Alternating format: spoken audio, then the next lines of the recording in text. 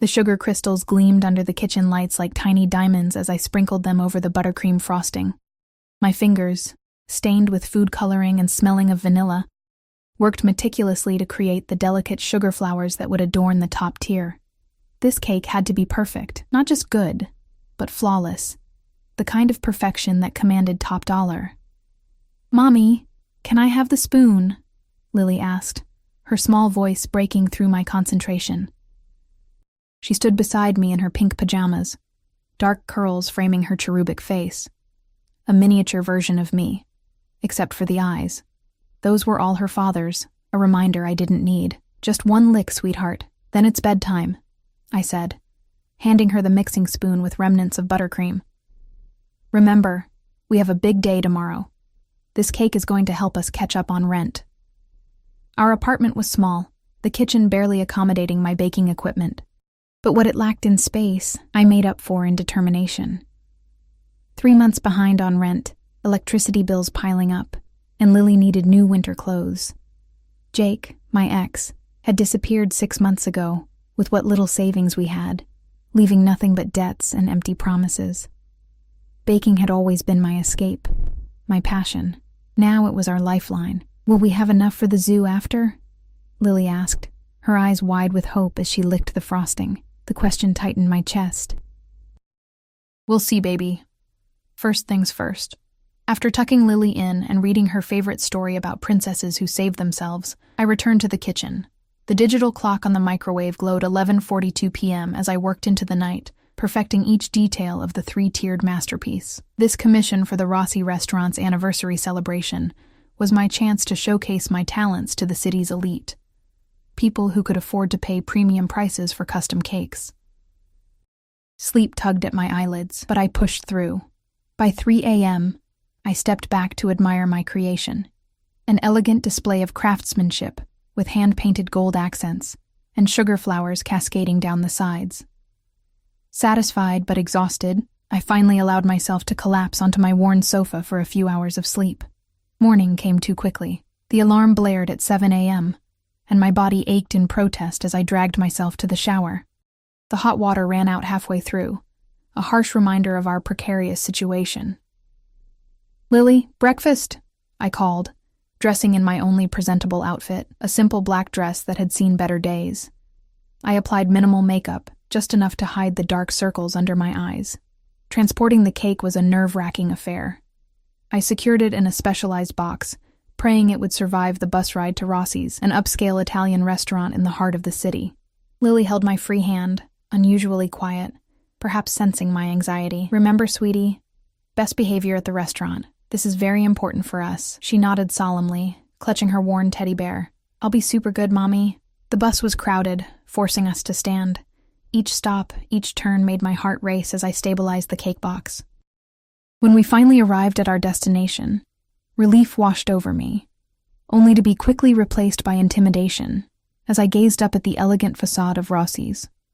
The restaurant wasn't open to the public yet, but staff bustled about, preparing for the evening's celebration.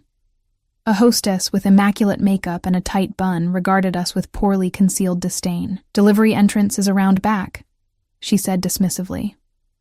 "I'm not a delivery person," I explained, struggling to maintain my dignity. "I'm Emma Parker. I was commissioned to create the anniversary cake by Mr. Rossi himself." Her eyebrows arched in surprise, and she glanced at my simple dress, then at Lily, before picking up a phone. After a brief conversation, her demeanor shifted slightly.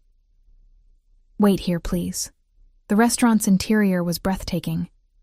Crystal chandeliers, marble floors, and the lingering scent of expensive perfume and truffle oil. Lily's eyes widened as she took in the opulence around us. I felt painfully out of place, acutely aware of my chipped nail polish and scuffed shoes. "Mommy, it's like a castle," Lily whispered in awe.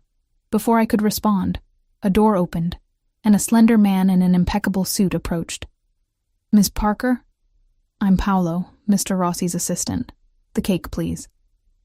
His tone was polite, but carried an undercurrent of authority that made me uncomfortable. I carefully handed over the cake box, fighting the urge to check one last time that everything was perfect. "Mr. Rossi would like to inspect it personally before payment. Please wait here." As Paolo disappeared with my creation, anxiety gnawed at my stomach. This payment would determine whether we kept our apartment or ended up staying with my reluctant sister and her judgmental husband. Lily tugged at my dress. "I need the bathroom, Mommy." The hostess pointed us toward a hallway, and I gratefully escaped the scrutinizing eyes of the staff. After helping Lily, I took a moment to splash water on my face and gather my composure. When we returned to the main area, the atmosphere had changed. Staff moved with increased urgency, straightening already straight place settings and adjusting flower arrangements. The air crackled with tension. "He's coming," I heard someone whisper, and everyone seemed to stand a little taller. I assumed they meant Mr. Rossi, the restaurant owner who'd commissioned the cake. I straightened my posture and smoothed down Lily's hair, preparing to appear professional despite my exhaustion. The front doors swung open, and the sunlight silhouetted a tall figure, flanked by two broad-shouldered men. As they stepped into the restaurant, the initial glare subsided, and I got my first glimpse of the man everyone seemed to fear and respect. He wasn't what I expected. Younger than I'd imagined, perhaps in his early 30s, with dark hair styled impeccably, and a face that belonged in a high-fashion magazine. He wore a charcoal suit that I could tell cost more than my annual rent, tailored to fit his athletic frame perfectly, but it was his eyes that caught me, sharp, observant, the color of whiskey with an intensity that made my breath catch. This wasn't Mr. Rossi. The elderly restaurant owner I'd spoken with on the phone couldn't be this commanding presence making everyone in the vicinity stand at attention. The man scanned the restaurant, his gaze calculating and cold until it landed on me and Lily. Something shifted in his expression. A flicker of curiosity, perhaps, before he turned to address Paolo, who had materialized beside him, nervously displaying my cake. "Mr. Castellano," Paolo began, his voice several pitches higher than when he'd spoken to me. "The cake for tonight's celebration." Castellano. The name rippled through my consciousness, triggering a vague recollection of newspaper headlines and hushed conversations. Dominic Castellano, the businessman with alleged ties to organized crime, whose name was spoken in whispers across the city. He circled the cake, examining it from every angle with the scrutiny of someone accustomed to finding flaws. I held my breath, suddenly aware that my financial salvation rested in the hands of a man rumored to be dangerous. Who made this? His voice was deep, with a slight accent I couldn't place. Paolo gestured toward me, and those piercing eyes returned to my face. I felt pinned in place, unable to look away as he studied me with unnerving intensity. "You created this?" Disbelief colored his tone. I nodded, finding my voice. "Yes, I'm Emma Parker." He approached slowly, like a predator assessing prey. The distance between us diminished until I could smell his cologne, something expensive and subtle, with notes of sandalwood and amber. "It's exquisite work," he said finally. "The detail is exceptional." Relief flooded through me, but before I could thank him, Lily peeked out from behind my dress where she'd been hiding. "I helped with the sugar flowers," she announced proudly, apparently immune to the intimidating aura that surrounded this man. His gaze dropped to my daughter, and something unreadable passed across his features: surprise, curiosity, and something else I couldn't identify. He crouched down to Lily's level, a movement so unexpected that several staff members exchanged glances. "Did you now?" His voice softened marginally. "They're the best part." Lily beamed, while my maternal instinct screamed to pull her away from him. But before I could act, he straightened and turned to Paolo. "Double the agreed payment, and I want to speak with Ms. Parker privately." Panic fluttered in my chest. "I'm sorry, that's not possible. My daughter and I need to—" "Your daughter can enjoy some gelato in the kitchen while we talk business," he interrupted, his tone making it clear this wasn't a request. "I have a proposition for you." One of his men stepped forward, offering a hand to Lily. "Come on, little one. We've got chocolate and strawberry." To my horror, Lily looked delighted at the prospect. "Can I, Mommy? Please?" Trapped between my daughter's pleading eyes and Castellano's unwavering stare, I reluctantly nodded. "Stay where Paolo can see you, okay?" As Lily was led away, chattering excitedly about ice cream flavors, Castellano gestured toward a private dining area. "Shall we?" Every instinct warned me to grab Lily and run, but the promise of double payment kept me rooted in place. That money could buy us 3 months of security, maybe more. I followed him into the private room, my heart pounding against my ribs. The door closed behind us with a soft click that sounded like a jail cell locking. "Your work is impressive," he began, leaning against an antique desk rather than sitting. "Self-taught?" I nodded, keeping a safe distance between us, mostly. "I took some courses before Lily was born." His eyes never left my face. "And now you support yourself and your daughter with cakes?" The way he said it made my profession sound trivial, and defensiveness flared within me. "It's honest work." A smile curved his lips, not reaching his eyes. I didn't suggest otherwise. He paused, studying me in a way that made me feel transparent.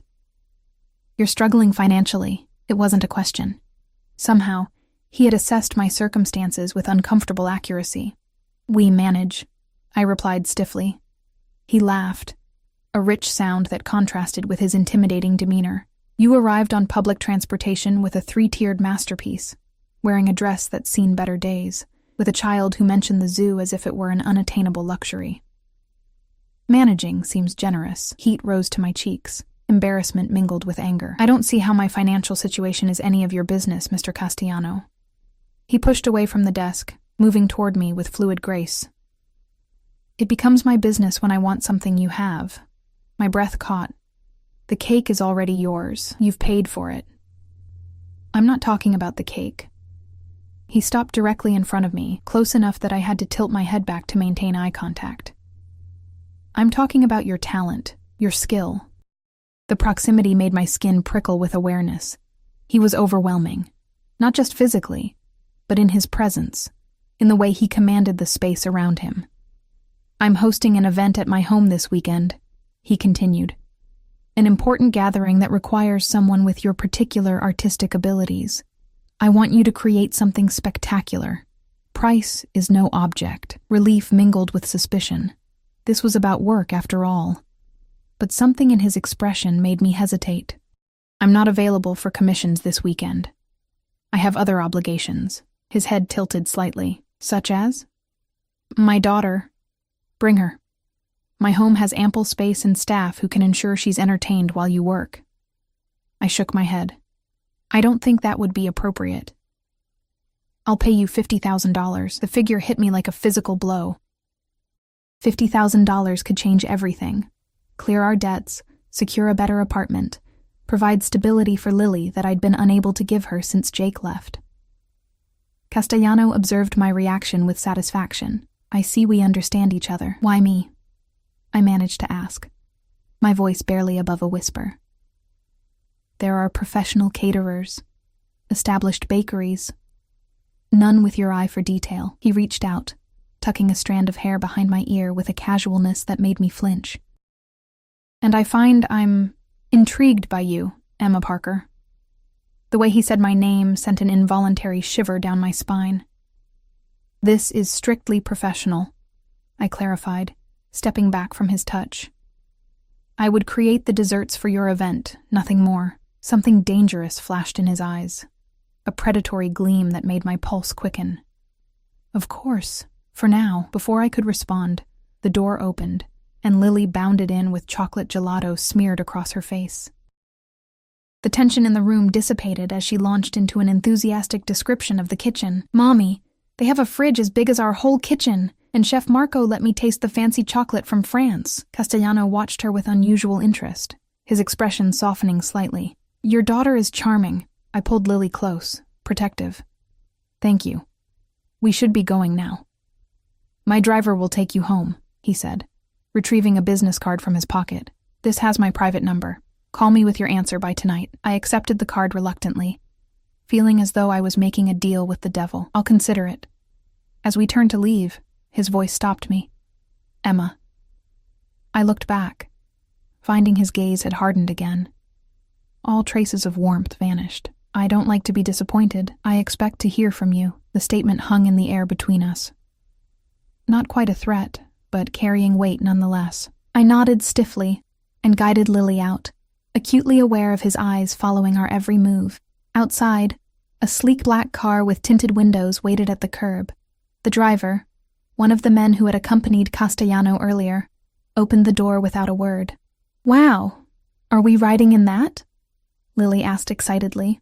I hesitated, clutching my purse where the envelope with double my fee now resided. Taking a ride from this man seemed like accepting something I couldn't return.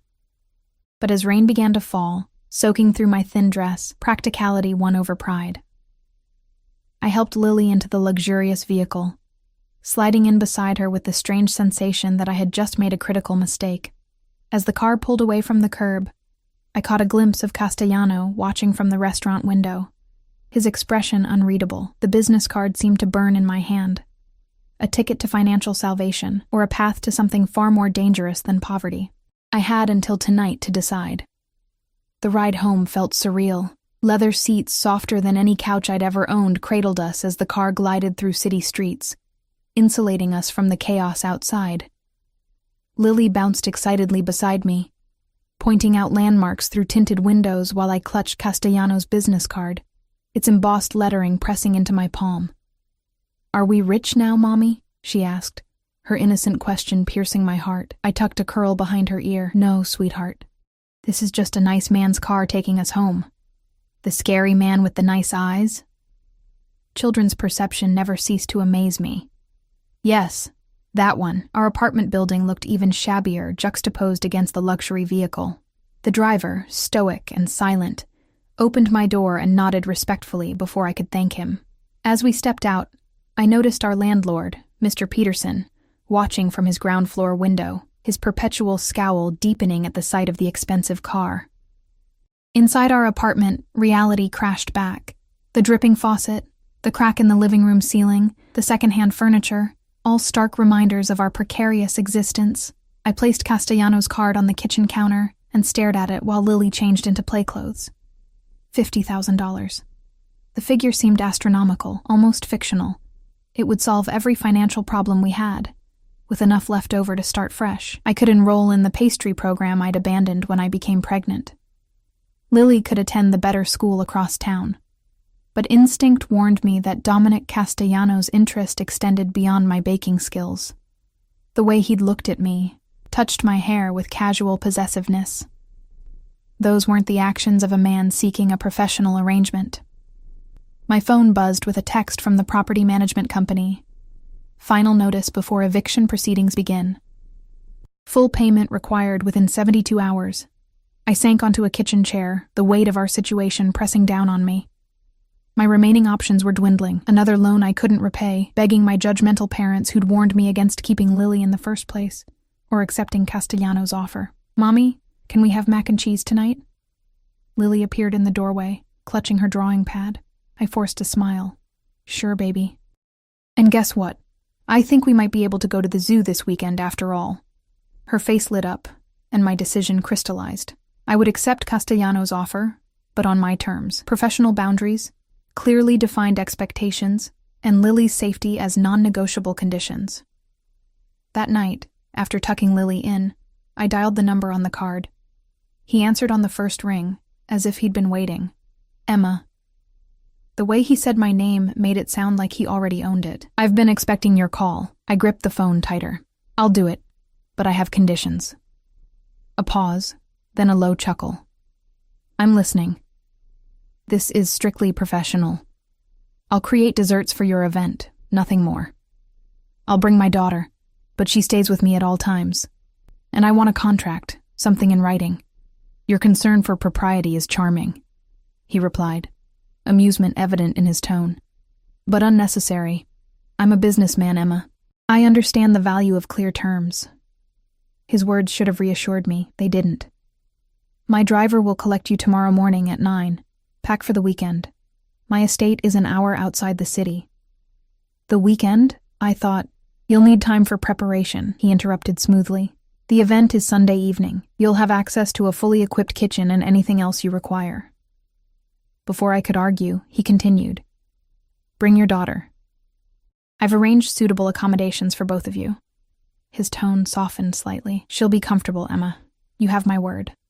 Those last 4 words carried unexpected weight, as if his word meant something significant. Perhaps in his world it did. 9 o'clock, I confirmed. already mentally cataloging what we would need. Good night, Emma. Sleep well. The line went dead, leaving me with the distinct impression that I'd just crossed a threshold from which there would be no easy return. Morning came quickly. I packed with methodical precision. Clothes for Lily and me, essential baking tools I couldn't work without, Lily's favorite stuffed bear, and the sketchbook where I drafted my designs. The car arrived precisely at 9, the same silent driver nodding in greeting. Ready for our adventure? I asked Lily, trying to infuse my voice with an enthusiasm I didn't feel. She nodded eagerly, clutching her backpack filled with coloring books and small toys. Will there be horses? Rich people always have horses in movies. I'm not sure, sweetheart. We'll have to see. The drive took us through gradually changing landscapes, urban sprawl giving way to affluent suburbs, then to rolling countryside dotted with estates hidden behind gates and hedges. Finally, the car turned onto a private road flanked by ancient oaks, their branches forming a canopy overhead. As we rounded the final curve, Castellano's home came into view. Calling it a house would be like calling the ocean a puddle. It's a castle, Lily gasped, pressing her face against the window. The estate was a modernized manor house, all clean lines and glass merged with traditional stone. Immaculate gardens stretched in every direction, and yes, in the distance, stables where horses roamed in fenced pastures. The car stopped at the main entrance, where Paolo from the restaurant waited on the steps. He opened the door with a practiced smile. Ms. Parker, welcome to Villa Castellano. Mr. Castellano is attending to business matters, but asked me to show you to your accommodations and the kitchen facilities. I stepped out, keeping Lily close as I took in the imposing structure. Thank you, Paolo. He led us through an entrance hall with soaring ceilings and minimalist decor that somehow managed to convey extreme wealth through its very restraint. Lily's eyes widened at a massive aquarium built into one wall, tropical fish in electric blues and yellows darting among coral formations. The guest wing is this way, Paolo explained, guiding us down a corridor lined with what looked like original artwork. Mr. Castellano thought you might prefer privacy. He opened double doors to reveal a suite that was larger than our entire apartment. A sitting area with plush furniture faced floor-to-ceiling windows overlooking the gardens. 2 bedrooms connected to the main space, each with its own bathroom. This is where we're staying? I asked, unable to keep the disbelief from my voice. Paolo nodded. Mr. Castellano requested you be made comfortable. He gestured to a door across the hall. The kitchen designated for your use is directly opposite. It's been stocked according to the requirements you mentioned on the phone. If you need anything else, please use the house phone to contact staff. As Paolo excused himself, Lily ran from room to room, exploring with unrestrained delight. Mommy, the bathtub has jets. And look at the bed. It's bigger than our whole bedroom. Her excitement was contagious, momentarily distracting me from the unease that had followed me since meeting Castellano. I unpacked our things, hanging our modest clothes in a closet designed for a wardrobe 10 times the size. Curious about the kitchen, I crossed the hall. The space was a baker's dream, professional-grade equipment, marble countertops, and a pantry stocked with every ingredient I could possibly need, including rare vanilla from Madagascar and chocolate from small-batch producers I'd only read about. I ran my fingers over the gleaming surfaces, ideas already forming. For the next few hours, I lost myself in planning and preparation, sketching designs while measuring and mixing components that needed to chill overnight. Lily colored quietly at a corner table, occasionally helping with simple tasks. The sun was beginning to set when a knock at the kitchen door interrupted my workflow. I opened it to find a woman in her 50s, with a kind face and practical clothing. Ms. Parker? I'm Mrs. Winters, the housekeeper. I've come to see if you and your daughter would like dinner served in your suite, or if you'd prefer to join Mr. Castellano in the main dining room. The thought of facing Castellano across a dinner table sent a flutter of anxiety through me. Our suite would be fine, thank you. She smiled understandingly. Very good. It will be delivered shortly. Mr. Castellano also asked me to inform you that he would like to discuss the event details with you after your daughter is settled for the night. He suggests the library at 9, if that's convenient. It wasn't a request so much as a scheduled appointment. That's fine. After a dinner more exquisite than anything we'd eaten in months, I bathed Lily and tucked her into the enormous bed that had delighted her so much. She fell asleep quickly, exhausted from the day's excitement. I changed into the nicest outfit I'd packed, a simple blue dress that had survived from my pre-motherhood days, and followed the directions Mrs. Winters had provided to the library. Each corridor revealed new glimpses of tasteful opulence, the kind of wealth that didn't need to announce itself. The library door stood partially open. I knocked lightly before entering a 2-story room lined with bookshelves. A fire crackled in a stone fireplace, casting dancing shadows across leather-bound volumes and illuminating the man who stood before it, a crystal tumbler of amber liquid in his hand. Dominic Castellano had exchanged his business suit for dark trousers and a charcoal sweater that somehow looked even more expensive than his formal wear. The casual attire did nothing to diminish his commanding presence. He turned as I entered, his gaze traveling over me in a slow assessment that made my skin warm. "Emma, thank you for joining me." I remained near the door, maintaining distance. "You wanted to discuss the event." A smile played at the corner of his mouth, direct, as always. He gestured to a seating area near the fire. "Please sit. Would you like a drink?" "No, thank you." I perched on the edge of a leather armchair, while he settled on the sofa opposite, radiating the casual confidence of a man accustomed to controlling every situation. "Sunday's gathering is a private affair," he began. 40 guests, primarily business associates, and a few family members. "I want something memorable, a centerpiece dessert that reflects sophistication without pretension, accompanied by smaller offerings for variety." His description was surprisingly specific, revealing a man with defined tastes, rather than someone simply throwing money at an impression of luxury. I nodded, professional mode engaging. "I've been working on designs based on what Paolo mentioned. I was thinking a main showpiece with architectural elements, perhaps inspired by Italian influences, with supporting desserts that play with contrasting flavors and textures." As I outlined my vision, his attention remained fixed on me with an intensity that was both flattering and unnerving. When I finished, he leaned forward slightly. "You're passionate about your craft." It wasn't a question, but I answered anyway. "It's the one thing I've always been good at." "I doubt that's the only thing," he replied, his voice dropping lower. Heat crept up my neck. "Mr. Castellano." "Dominic," he corrected. "If we're to work together, I'd prefer you use my name." "Dominic," I conceded, the name feeling intimate on my tongue. "I want to be clear about expectations. I'm here to create desserts for your event, that's all."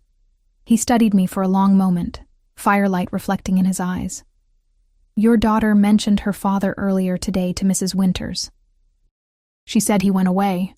The abrupt change of subject caught me off guard. "That's not relevant to our arrangement." "Everything about you is relevant to me, Emma." The statement hung in the air between us, heavy with implication. I stood, suddenly needing distance. "It's getting late. I should check on Lily." He rose as well, moving with that fluid grace that belied his powerful frame. "Of course. But before you go," he crossed to a desk and retrieved a manila envelope. "Your contract as requested, and an advance."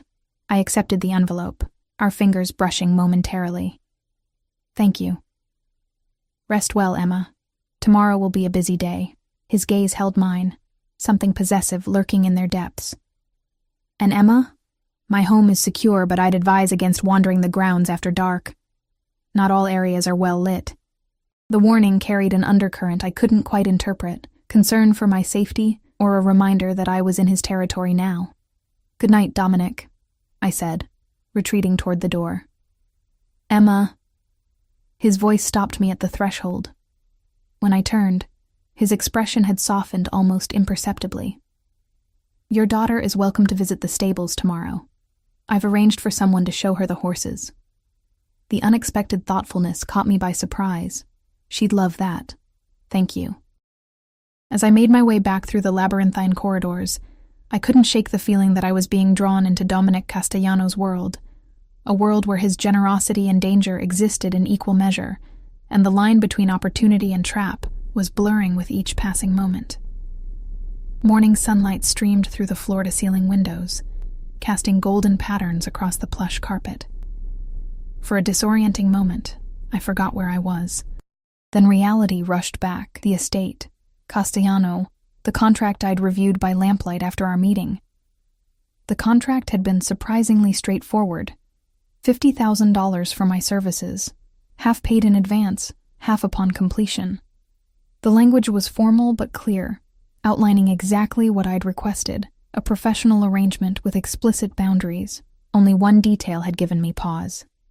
A confidentiality clause, prohibiting me from discussing anything I might see or hear during my stay at Villa Castellano. I slipped out of bed, careful not to wake Lily, who had migrated to my room sometime during the night. After a quick shower in the marble bathroom, a luxury that almost made me forget our problems, I dressed in practical clothes suitable for a day of baking. The kitchen awaited me, pristine and ready. I lost myself in the familiar rhythm of measuring, mixing, and creating. By mid-morning, the foundations for my centerpiece were taking shape. A 3-tiered masterpiece with architectural elements inspired by classical Italian buildings, each tier representing a different flavor profile. There you are. The deep voice startled me. Dominic stood in the doorway, casual in dark jeans and a fitted shirt that did little to conceal his athletic build. He looked younger somehow, less intimidating than in his business attire, though no less commanding. "I've been here for hours," I replied, wiping flour from my hands with a towel. He approached, examining my work with genuine interest. Impressive progress. His gaze shifted to me, lingering on a smudge of chocolate on my cheek.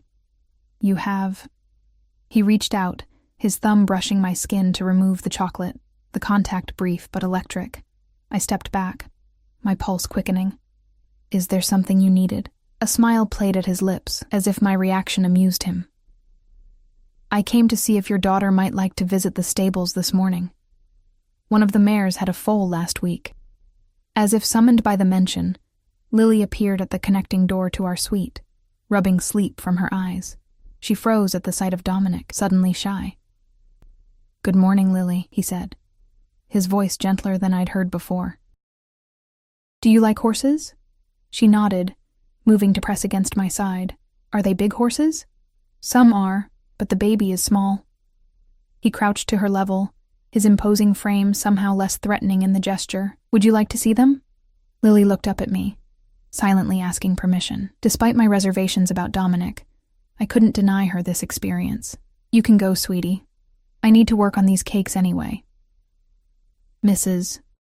Winters will accompany her," Dominic added, correctly interpreting my hesitation. "She has grandchildren Lily's age." Relief washed through me. "Thank you." 20 minutes later, Lily departed with the kindly housekeeper, chattering excitedly about horses and foals. I returned to my work, only to find Dominic still there, watching me with unreadable eyes. "You don't have business matters to attend to?" I asked, uncomfortable under his scrutiny. "I am attending to business matters." He leaned against the counter, too close for comfort. "My most valued guests will experience your creations tomorrow. That makes your work my priority today." I continued piping delicate chocolate structures, trying to ignore his presence. "I work better alone." "I've upset you," he observed. "That wasn't my intention." Something in his tone made me look up. For a brief moment, vulnerability flickered across his features, so fleeting I might have imagined it. "I'm not upset," I said carefully. "Just focused." He studied me for a moment longer before nodding. "I'll leave you to it then, but I'd like you and Lily to join me for dinner tonight." It wasn't quite a command, but neither was it a request that invited refusal. "All right. 8 o'clock in the main dining room." He straightened, moving toward the door. "And Emma? The blue dress you wore last night, wear it again. It suits you." Before I could formulate a response, he was gone, leaving me unsettled and confused. Was that a compliment or an instruction? With Dominic Castellano, the line between the two seemed perpetually blurred. The day passed in a flurry of activity. Lily returned from the stables bubbling with excitement about the horses, especially the foal she'd been allowed to pet. While she colored at the kitchen table, telling me about her adventures, I continued crafting components for tomorrow's desserts. By late afternoon, exhaustion threatened my concentration. I stretched, working out the kinks in my neck, when a knock at the door revealed Paolo. "Miss Parker, Mr. Castellano thought you might need assistance." He gestured to a young woman behind him. "This is Sophia, one of our pastry assistants. She's at your disposal." Sophia proved to be skilled and efficient, taking over repetitive tasks while I focused on the more intricate elements. With her help, I completed the day's work earlier than expected, leaving time to prepare for dinner. In our suite, I found a package on my bed, a garment box with a note in masculine handwriting. For tonight. D. My heart raced as I lifted the lid. Inside lay a dress of midnight blue silk, elegant in its simplicity, alongside a smaller box containing a delicate silver bracelet. I should have been offended by the presumption, should have left the gifts untouched. Instead, I found myself running my fingers over the luxurious fabric, imagining how it would feel against my skin. No. This crossed the line I'd drawn. I would wear my own clothes, maintain what little control I had in this unbalanced power dynamic. After helping Lily into her nicest outfit, a floral dress already outgrown at the wrists, I put on the blue dress I'd worn the night before, deliberately ignoring Dominic's gift. I twisted my hair into a simple updo and applied minimal makeup, striving for dignity rather than glamour. "You look pretty, Mommy," Lily said as we left our suite, "like a princess." I squeezed her hand. "And you look like the most beautiful princess of all." The main dining room was intimate despite its size, with a table set for 3 and candles casting a warm glow. Dominic awaited us, rising as we entered. His eyes narrowed almost imperceptibly at my choice of attire, before his expression smoothed into a welcoming smile. "Ladies," he greeted us, moving to pull out chairs for both Lily and me. "I hope you're hungry." Dinner was a surprisingly relaxed affair. Dominic engaged Lily in conversation about the horses, showing genuine interest in her enthusiastic descriptions. He asked questions that made her giggle and glow with the special attention adults rarely afforded children. "Did you enjoy the stables, Lily?" Dominic asked as dessert was served. A simple but elegant panna cotta that made me take mental notes. "Yes. Mrs. Winters said maybe I could see the foal again tomorrow before we leave," she replied, looking to me for confirmation. "We'll see, sweetheart. I'll be very busy preparing for the party." "I've arranged for Mrs. Winters to look after Lily tomorrow," Dominic interjected smoothly. "She's quite taken with your daughter, and suggested several activities they might enjoy together." The presumption irritated me. "That's thoughtful, but Lily stays with me." "Mommy," Lily whined, "I want to see the horses again." Dominic observed our exchange with interest. "Perhaps a compromise, Mrs. Winters can bring Lily to the kitchen periodically so you can check on her, but she won't be confined to watching you work all day." Put that way, his suggestion seemed reasonable, even considerate. "We'll try it," I conceded, not missing the triumphant glint in his eye. As dinner concluded, a staff member appeared at Dominic's side, whispering something urgent.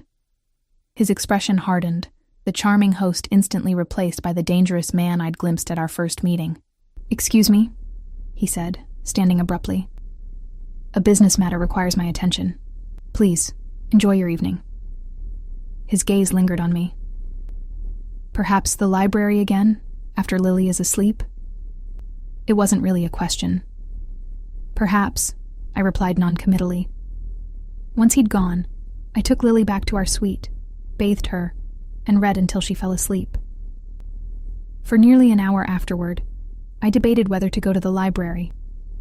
Professional boundaries demanded I decline the implicit invitation.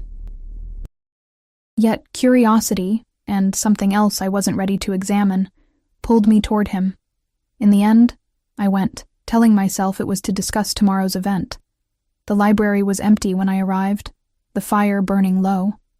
I browsed the shelves, surprised to find well-worn classics alongside modern literature, books that had actually been read, not just displayed for appearance. "You came." I turned to find Dominic in the doorway, his expression unreadable. He'd removed his jacket, and his shirt was open at the collar, revealing a glimpse of tanned skin. "I wanted to confirm the timeline for tomorrow," I said, maintaining the pretense of professionalism. He approached, stopping closer than necessary. "The timeline is unchanged. Guests arrive at 7. His eyes searched mine. "That's not why you came." Heat rose to my cheeks. I don't know what you mean. You didn't wear the dress. The abrupt change of subject caught me off guard. It wouldn't have been appropriate, because I gave it to you? He circled me slowly, like a predator assessing prey, or because you feared what wearing it might signify. I held my ground, refusing to be intimidated, both. He stopped before me, close enough that I could feel the heat radiating from his body. Your honesty is refreshing. Most people lie to me out of fear or greed. I'm not most people. No, he agreed softly. You're not. His hand rose to touch my cheek, the contact gentle despite the strength I knew those hands possessed. Why are you raising your daughter alone, Emma? The question, unexpected and personal, made me step back. That's not relevant to our arrangement. Everything about you is relevant to me, he repeated from our previous conversation. I make it my business to know who enters my home, who I trust. The way he said trust carried weight beyond the word itself. My ex-husband left 6 months ago. Took our savings, left our debts, end of story. Anger flashed in Dominic's eyes. He abandoned his child? He was never much of a father, I admitted, surprised by my candor. Always chasing get-rich-quick schemes, disappearing for days. Lily barely notices he's gone now. And you? Do you miss him? I laughed, the sound hollow even to my own ears. I miss having help with the bills. I miss not being afraid we'll end up homeless. But him? No. Dominic moved to the sidebar, pouring 2 drinks. He handed one to me, and this time I accepted, welcoming the burn of expensive whiskey. Your ex-husband, he said carefully. What was his name? Something in his tone set off warning bells. Why do you want to know? His smile didn't reach his eyes. Mere curiosity. Jake Parker, I replied after a moment's hesitation. Though he might be using a different name now, he was inventive with identities when it suited him. Dominic nodded thoughtfully. And where did he go, do you think? He mentioned Florida once. Some friend with connections. I shrugged. It doesn't matter. He's gone, and we're better for it. Yes, Dominic agreed, his voice hardening. Some men don't deserve the families they abandon. The conversation had taken an unsettling turn. I set down my glass, suddenly eager to return to the safety of our suite. It's getting late. Tomorrow will be demanding. Of course. He didn't move to stop me, but his voice followed me to the door. Emma, about the dress. I paused, looking back at him. Yes? It wasn't a purchase. It belonged to my sister. Something vulnerable flashed across his face. She died 5 years ago. You remind me of her. Your determination, your fierce protection of your daughter, the revelation stunned me into silence. This wasn't the manipulation I'd expected, but something raw and genuine that didn't fit my image of the dangerous businessman. I'm sorry for your loss, I managed finally, and for misinterpreting your gesture. He nodded once, a dismissal and acceptance combined. Good night, Emma. I returned to our suite, my mind churning with contradictions. The man I'd met at the restaurant, cold, calculating, intimidating, seemed at odds with the one who spoke with such tenderness about his sister, who delighted my daughter with stories of horses, who noticed the smudge of chocolate on my cheek. As I slipped into bed, I realized with unsettling clarity that Dominic Castellano was becoming more than a temporary employer. He was becoming a dangerous temptation. Not just because of his wealth or power, but because beneath his controlled exterior lay depths I hadn't expected to find. Tomorrow would bring the culmination of our professional arrangement. After that, we would return to our separate worlds, his of privilege and power, mine of struggle and survival. It was better that way, safer. So why did the thought fill me with a strange sense of loss? I closed my eyes, trying to silence the questions circling my mind. In my dreams, Dominic watched me with those penetrating eyes, always just out of reach, always seeing more than I wanted to reveal. Dawn broke with a soft golden light that filtered through gauzy curtains, rousing me from fitful sleep. Today was the day, the event, the culmination of my work here, and then back to reality. The thought should have brought relief, not the hollow ache that settled in my chest. I slipped from bed, careful not to wake Lily, and padded to the kitchen in borrowed slippers. To my surprise, coffee awaited me, steam rising from a porcelain cup beside a note in now familiar handwriting, "For strength on your big day." The thoughtfulness of the gesture made me smile despite myself. When had he arranged this? Had he anticipated my early start? The kitchen quickly became my sanctuary as I assembled components prepared over the past 2 days. Mrs. Winters arrived at 9 to collect Lily, who went willingly, excited about another visit to the stables. Throughout the morning, staff appeared periodically, offering assistance, delivering fresh ingredients, providing meals I barely touched. Of Dominic, there was no sign. By mid-afternoon, my masterpiece neared completion.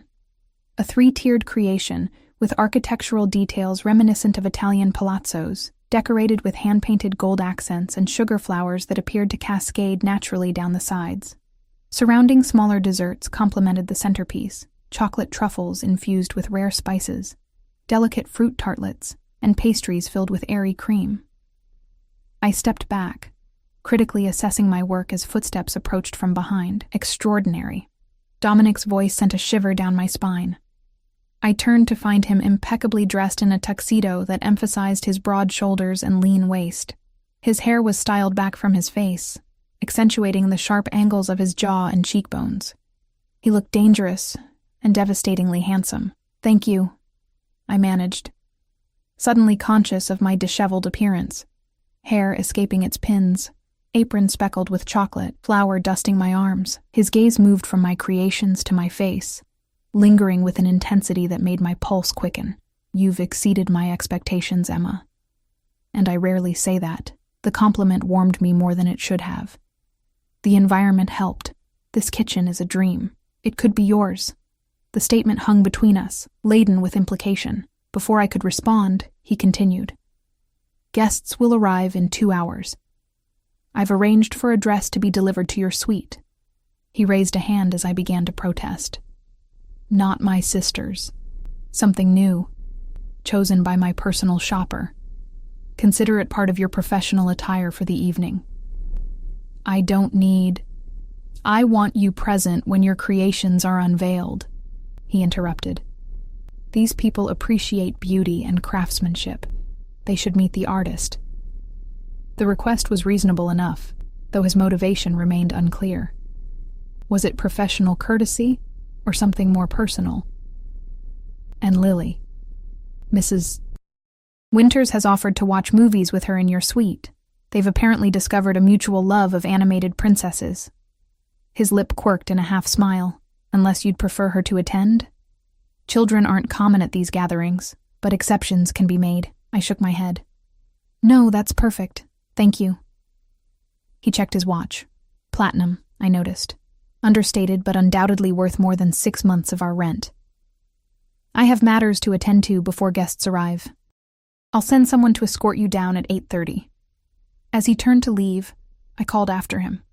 "Dominic?" He paused, looking back with raised eyebrows.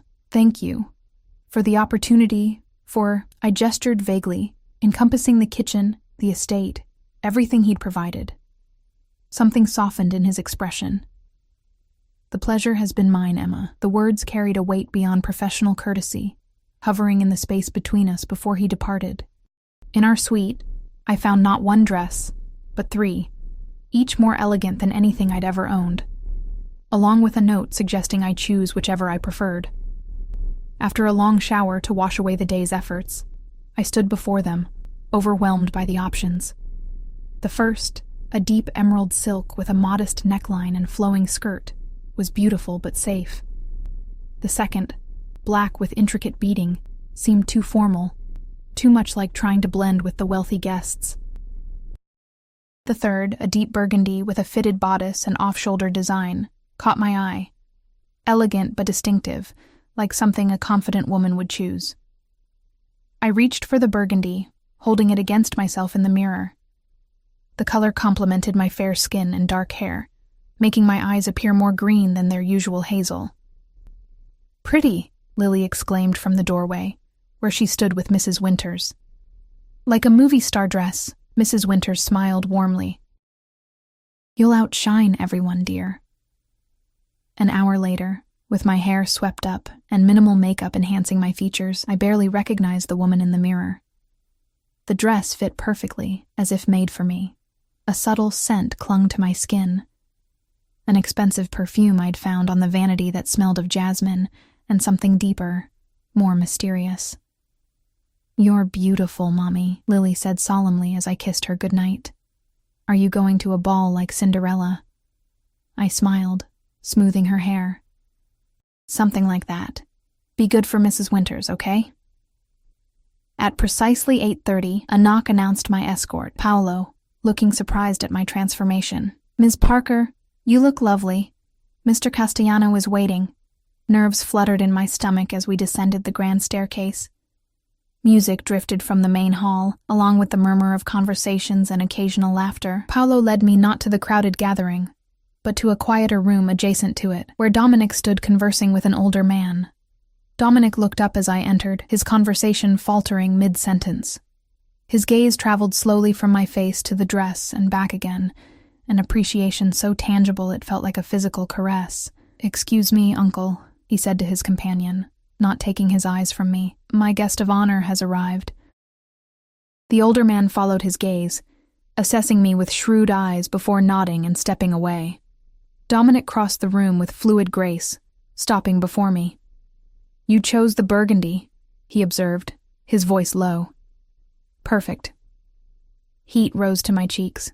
"Thank you for the options. They're all beautiful. Beautiful clothes for a beautiful woman."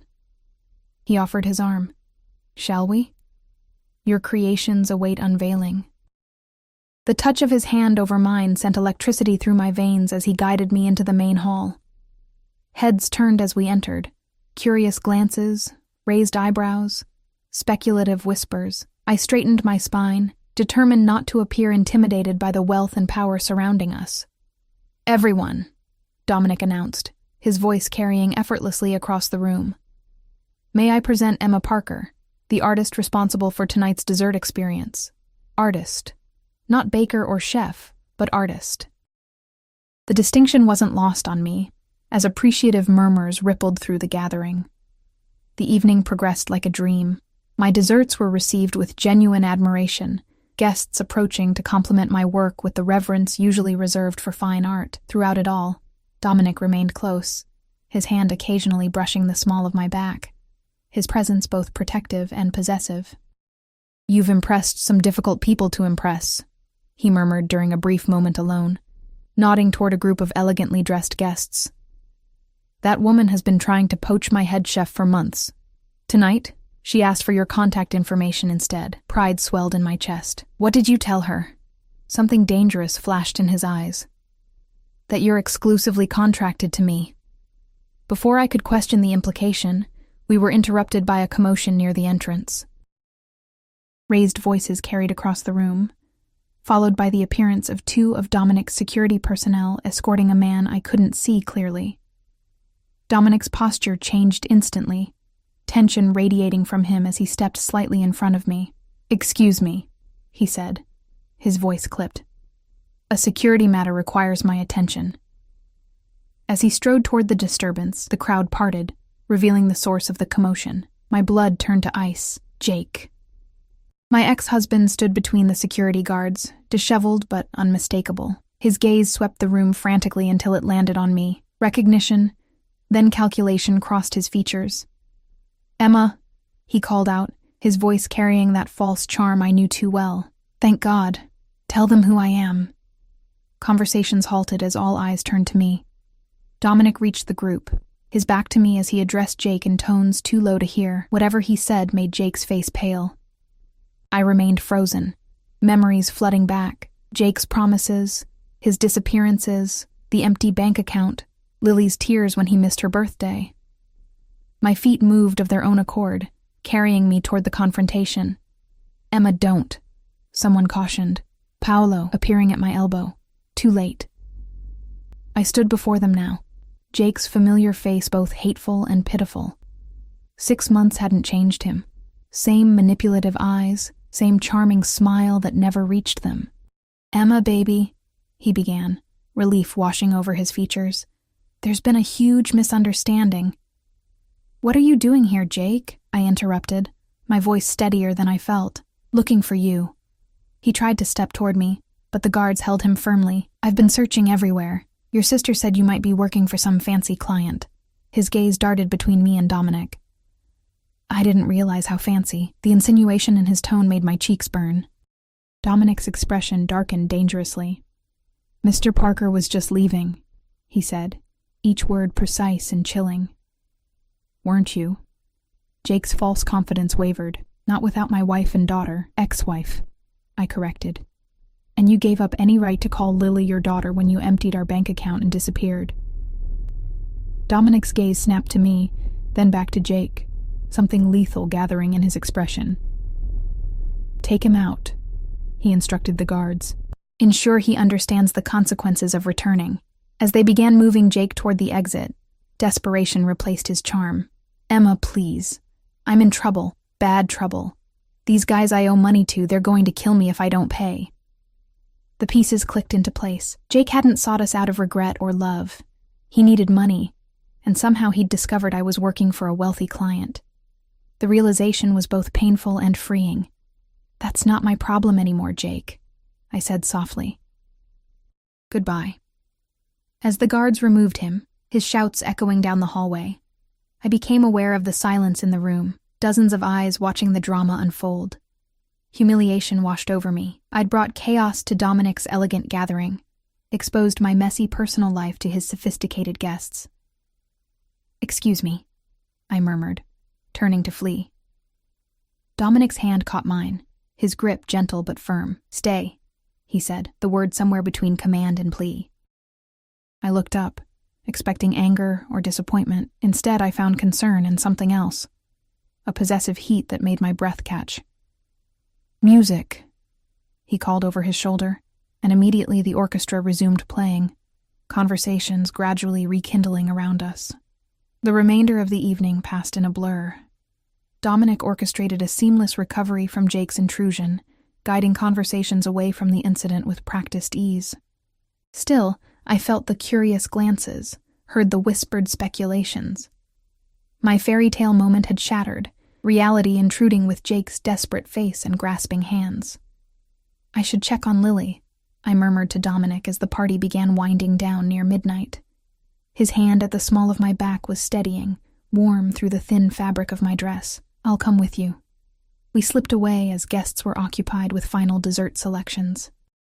In the quiet corridor, away from watchful eyes, Dominic's demeanor shifted, the polished host replaced by something more primal, barely restrained. "Are you all right?" he asked, his voice low and intimate in the dimly lit hallway. I nodded, unable to meet his gaze. "I'm sorry about Jake, about the scene he caused. You have nothing to apologize for."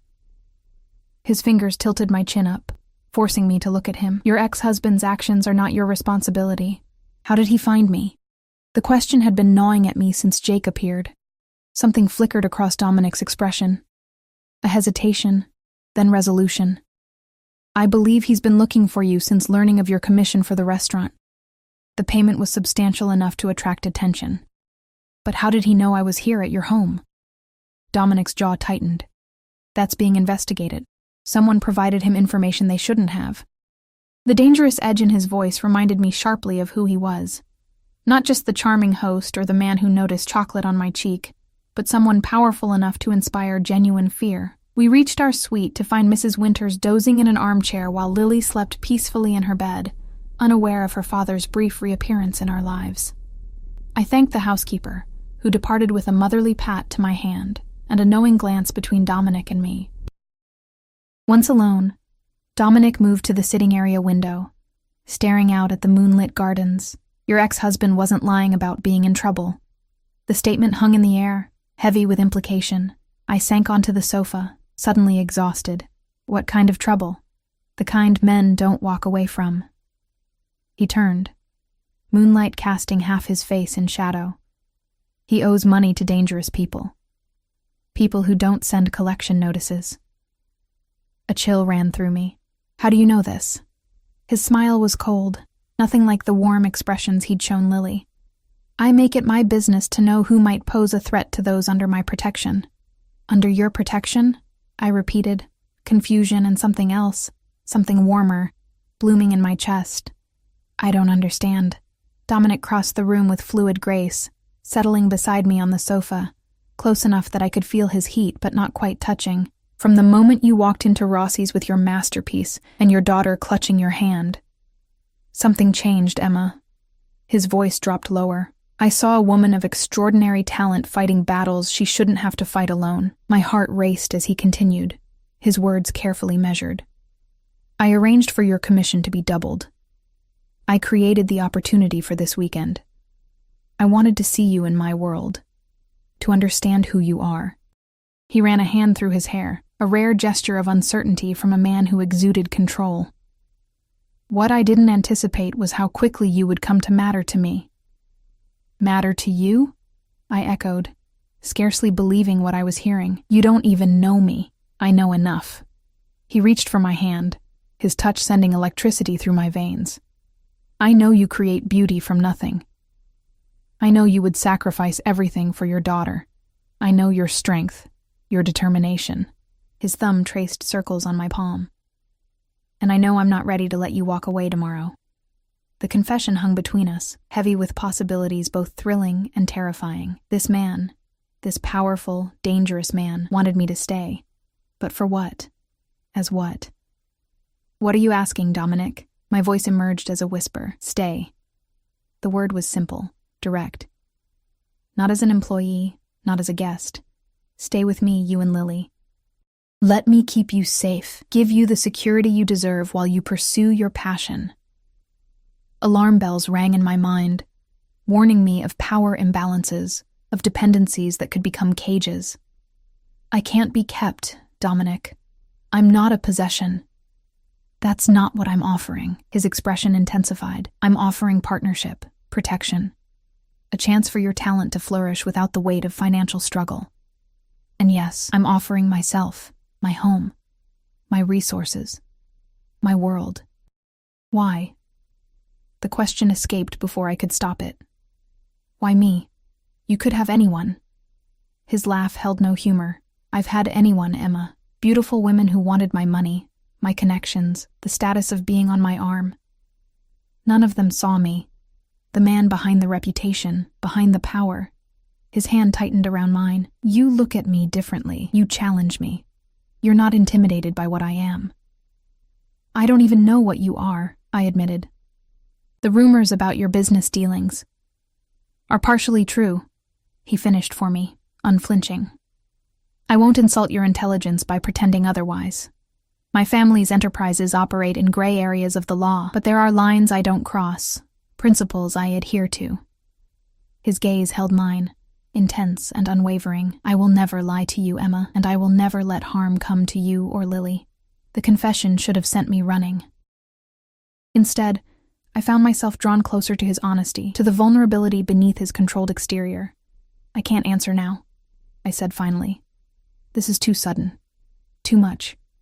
He nodded, releasing my hand reluctantly. I understand. But know this. Whether you stay or go, Jake's debts have been settled. He won't trouble you again. The implication sent a chill down my spine. What did you do? Nothing irreversible, he assured me, a dangerous smile playing at his lips.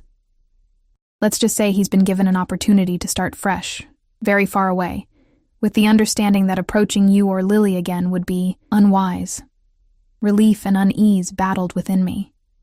The power Dominic wielded so casually was both frightening and seductive. He had eliminated a threat to us with a few words, a few calls. What else could he do? What else had he done? I should sleep, I murmured, overwhelmed by the evening's revelations. Tomorrow will be another long day.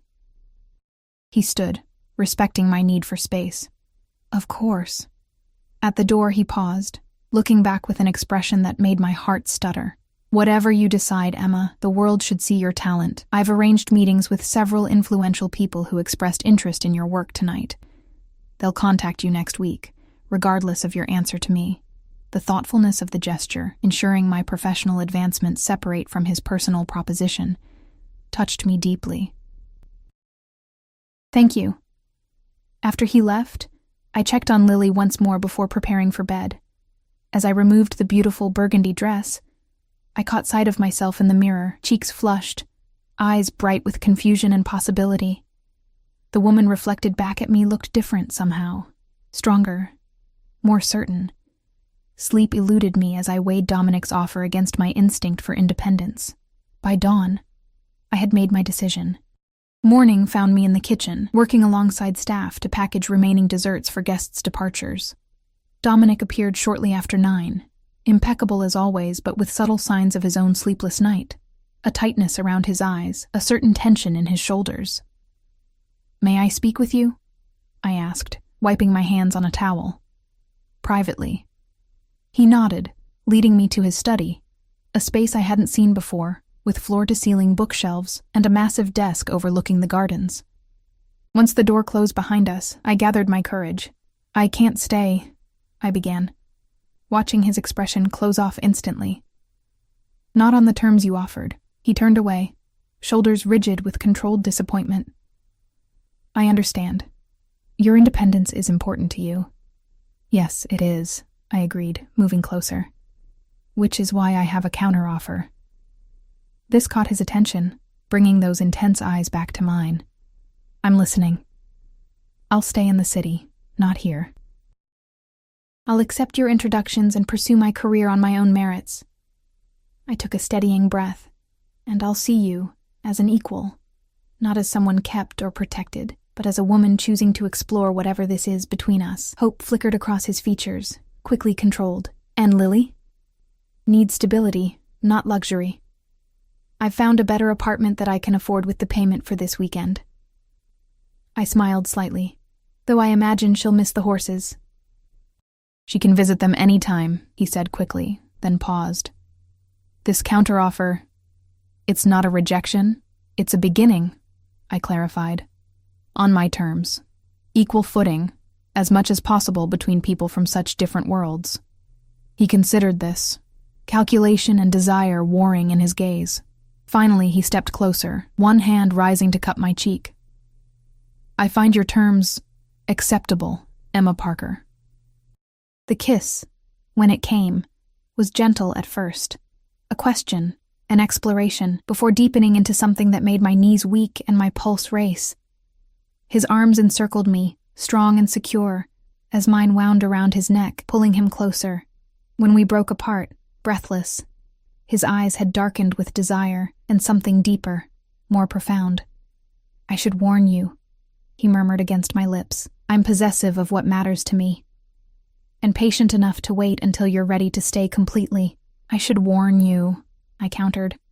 "I don't surrender easily, and I'll never be completely tamed." His laugh rumbled through his chest against mine. I would expect nothing less. 3 months later, my bakery opened in a trendy district of the city, a small but elegant shop specializing in custom creations for elite clientele. The investment had come from a consortium of business owners who'd attended Dominic's party, impressed by my work.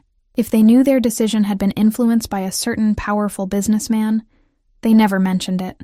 Lily flourished in her new school, making friends and growing more confident each day.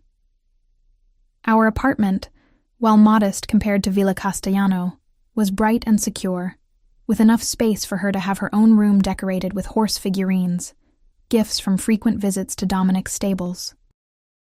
As for Dominic and me, we navigated our complex relationship carefully, my independence balanced against his instinct to protect and possess. His dangerous world kept separate from the sanctuary I created for Lily. Some evenings found us at the villa, others at my apartment, where he seemed almost charmed by the simplicity. The whispers followed us, of course, the mafia boss and the baker, Beauty and the Beast. I ignored them, knowing the truth was both simpler and more complex than anyone could imagine.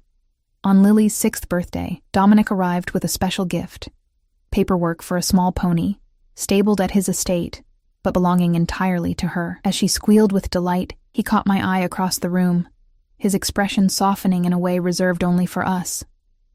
Later that night, with Lily asleep amid new toys, he held me close on the balcony of our apartment, the city lights glittering below. "Move in with me," he murmured against my hair. "You and Lily. The bakery is established now. Your reputation secured." I turned in his arms, searching his face. No longer the cold, intimidating man I'd first met, but not entirely tamed either. Dangerous still, but with a softness reserved for the private world we'd created together. On one condition, I replied, my fingers tracing the strong line of his jaw. His eyebrow arched questioningly. Name it. No more secrets. Full disclosure about your business, your family, everything. He tensed slightly, then relaxed with a resigned sigh. You drive a hard bargain, Emma Parker. Equal footing, I reminded him. Always. His answer came in the form of a kiss, deep and promising, sealing a deal more binding than any contract. 6 years ago, I had been a struggling single mother selling a cake to survive. Now I was a woman who had found strength in vulnerability, who had chosen my own path while accepting the protection and love of a dangerous man who looked at me as though I were the most precious thing in his world. Not a possession, but a choice. His choice, my choice. Renewed each day as we built something neither of us had expected to find. The cake that brought us together had long since been consumed, its beauty preserved only in photographs. But what remained, what continued to grow between us, was something far more lasting, more complex, and infinitely more satisfying than anything I could ever create in my kitchen.